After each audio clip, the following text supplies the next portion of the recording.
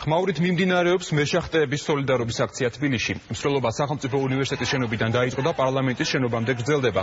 გზადაგზა აქციის მონაწილეებსა და პოლიციას შორის რამდენჯერმე მცირე დაპირისპირებაც მოხდა.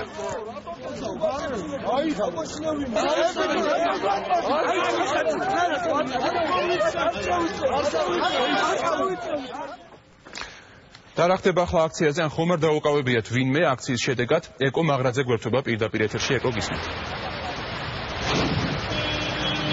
აქცია შეიძლება ითქვას, რომ პარლამენტის შენობასთან სწორედ ამ წუთებში სრულდება. დაახლოებით 2 საათის განმავლობაში მიმდინარეობდა ფეხით მსვლელობა, რომელიც დაიწყო უნივერსიტეტიდან. სწორედ ამ მსვლელობის დროს რამდენჯერმე მოხდა სიტყვერი დაპირისპირება პოლიციის თანამშრომლებსა და აქციის მონაწილეებს შორის. საპატრულო პოლიციის წარმომადგენლები აქციის მონაწილეებს ჰქონდნენ, რომ გადასულიყვნენ გზის სავალი ნაწილიდან, თუმცა აქციის მონაწილეები აცხადებდნენ, რომ ამ შემთხვევაში ისინი ვერ შეძლებდნენ ბანერის სრულად გაშლას, იმ ბანერის, რომელიც მათთან ჰქონდათ. ამ სიტყვერი დაპირისპირების დროს არავინ დაუკავებიათ, რაც შეეხება აქციის მონაწილეების მთავარ მოთხოვნას, ისინი შრომითი ინსპექციის, ქმედით ინსპექციას ითხოვენ და ასევე კონკრეტული შეღავათების დაწესებას მეშახტეებისთვის.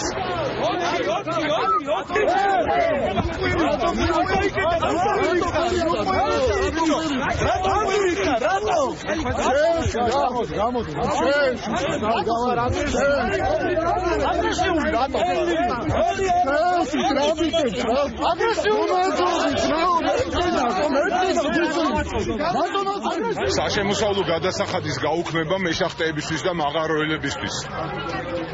რეგრესის პენსიის დანიშვნა ყველასთვის. ვინც მძიმე მავნე და საშიშ პირობებში მუშაობს, განსაკუთრებით მეშახტეები და მაღაროელები.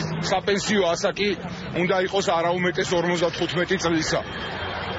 კონსტიტუცია უნდა შეთანხმდეს როგორც დასაქმებულებთან, ისე სტუდენტებთან, ჩვენს მომავალ თაობასთან. სტუდენტურ მოძრაობებთან და სხვადასხვა აქტივისტებთან ერთად დღეს არ დაუშვით იმ ფარსის განხორციელება, რაც უნდა განხორციელებულიყო ფილარმონიის დიდ საკონცერტო დარბაზში და ეხლა ყველამ ერთად იმ 4 ადამიანს უნდა მივაგოთ პატივი, რომელიც სისტემურ უსამართლობასა და ჩაგვრას შეეწირა.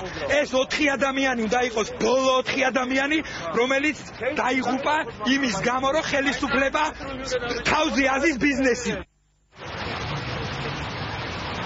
პროფკავშირებისა და აუდიტორია 115-ის ორგანიზებით გაიმართა დღევანდელი საპროტესტო აქცია, როგორც ორგანიზატორებმა განაცხადეს, ისინი მეშახტეების შრომითი უფლებების დაცვის მიზნით პროტესტს სამომავლოდაც გააგრძელებენ.